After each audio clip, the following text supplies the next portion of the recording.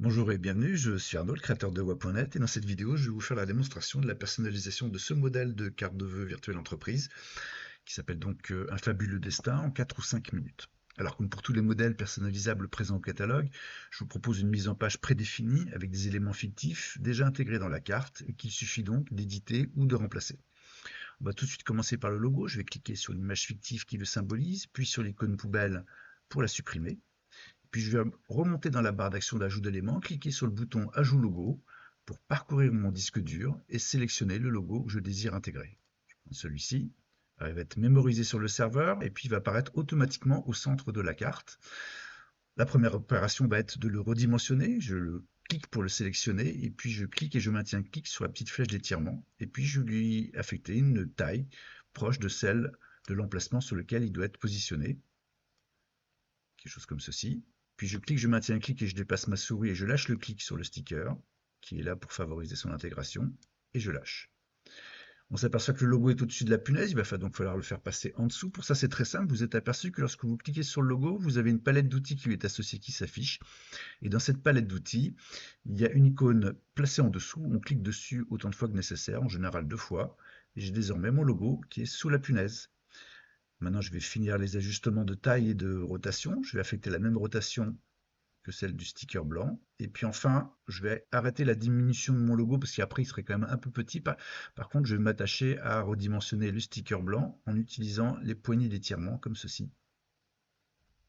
Et je repositionne mon logo de façon à avoir des marges blanches équivalentes tout autour. Si jamais vous aviez un logo dans un format vertical, vous pourriez opérer une rotation à 90 degrés du sticker existant comme ceci, et puis vous ajustez là aussi la hauteur et la largeur. Et si jamais ça ne convenait pas, vous pourriez le supprimer et puis remonter dans la galerie d'images, dans la catégorie sticker post-it, et vous sélectionnez un sticker dont les proportions sont plus proches de celles de votre logo. Par exemple, j'attrape celui-ci, je le fais passer en dessous tous les éléments, la punaise, le logo, je lui affecte une rotation, et puis j'ajuste sa taille en largeur et en hauteur, comme ceci.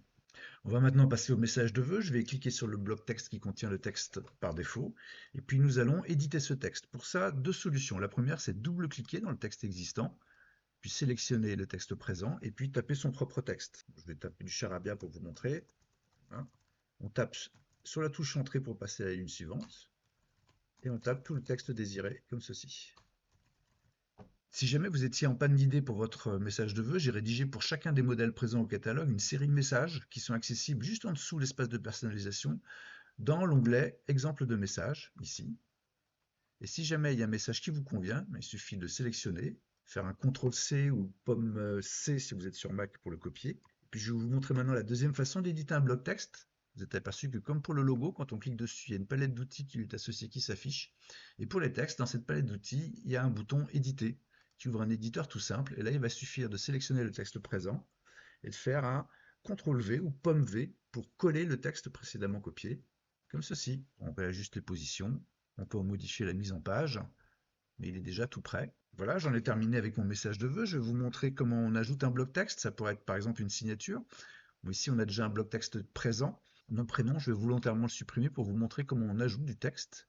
Je clique sur l'icône poubelle pour supprimer. Je remonte dans la barre d'action d'ajout d'éléments. Je clique sur le bouton Ajout texte. Et puis je tape le texte que je désire. En l'occurrence ici, je vais reproduire la signature. Et puis je vais maintenant lui affecter les mêmes caractéristiques de police que celles du message de vœux. Donc, pour le message de vœux, on a la police Joséphin sans light en taille 17 et dans un noir à 100%. Je sélectionne mon texte. Je sélectionne la police Joséphin sans light. Je lui affecte la taille 17 et un noir à 100% comme ceci. Et puis, enfin, je réajuste son positionnement pour avoir un alignement en fer à droite du message de vœux. Alors évidemment, cette police, je peux la changer. Si la Joséphin sans light ne me plaît pas, je peux affecter la Joséphin 100 pour qu'il y ait un gras plus important. Mais à ce moment-là, il va falloir repositionner le message de vœux ou éventuellement en rechanger la mise en page en faisant des retours à la ligne différents comme ceci. J'essaie d'en faire un rapidement pour vous montrer. On place le curseur à chaque fin de mot. Ça permet ainsi d'avoir des retours à la ligne, voilà, comme ceci. Je vais affecter la même police sur la signature. Voilà, il ne me reste plus qu'à éditer le bloc texte qui contient les coordonnées. Si je ne désire pas de coordonnées, eh bien, je clique tout simplement sur l'icône poubelle pour les supprimer. Sinon, j'édite ce bloc texte exactement de la même façon que tout à l'heure. Je clique sur le bouton éditer et je tape l'ensemble de mes coordonnées, raison sociale, mon adresse postale et mon téléphone. Voilà, à ce stade, je peux prévisualiser ma création en cliquant sur l'icône loupe ici. Alors évidemment, les filigranes .net et les traits en diagonale sont absents du fichier final qui vous est livré dès lors que vous finalisez votre commande. Et si je suis satisfait de ma création, il ne me reste plus qu'à cliquer sur le bouton Ajouter au panier pour poursuivre la commande. Si jamais je veux faire d'autres essais, je peux sauvegarder cette création en cliquant sur l'icône disque ici. Je vais l'appeler tout simplement Créa 1. Et puis je vais pouvoir maintenant, sans crainte, faire des modifications. Par exemple, je pourrais décider de, si j'ai un logo avec un fond transparent, me dire OK, je supprime le logo existant, même la punaise qui va devenir inutile. Et puis je vais retélécharger un logo sur le serveur, mais ce coup-ci transparent. J'espère que j'en ai un d'ailleurs, je ne suis même pas sûr d'avoir un logo. Voilà, parfait. Que je redimensionne et que je vais positionner à un endroit de la carte où le contraste, enfin permettant un contraste suffisant pour que le logo reste visible. En l'occurrence, mon logo qui est à des teintes moyennes peut très bien aller sur un fond foncé ou un fond clair, mais un fond avec des teintes intermédiaires, c'est un petit peu plus compliqué. Donc il pourrait très bien rester là ou ici. Bon, je vais le laisser dans le ciel au niveau du diamant. Finalement, la police initiale me plaisait bien, je vais la remettre. Mais par contre, je vais en augmenter la taille. Maintenant que j'ai modifié un peu la mise en page, je peux me permettre cette augmentation de taille de police. Il me semble que c'est 19, voilà. Je soigne les alignements, évidemment. Et pour certains modèles, et en l'occurrence celui-ci, on peut même éventuellement utiliser les espaces restants pour ajouter un visuel supplémentaire. Bon, c'est parfois pas possible sur certains modèles, mais sur celui-ci, qui est assez épuré, on a un peu de place, par exemple, pour rajouter une photo. Donc, je pourrais l'intégrer au même titre que les logos. Je pourrais récupérer une photo, comme ceci. Je vais la redimensionner, je vais lui affecter une petite rotation. Et puis, pour favoriser, pour créer un effet de montage, d'intégration, je vais récupérer à nouveau un sticker blanc que je vais positionner derrière la photo. Donc, je vais affecter une rotation. Voilà, ça me permet d'avoir des contours blancs qui sont un peu plus jolis par rapport à des contours très nets de la photo. Et puis je peux rajouter une image de fixation, comme par exemple un scotch ou une punaise. En l'occurrence ici, je vais repartir sur la punaise d'origine, qui colle assez bien avec le modèle.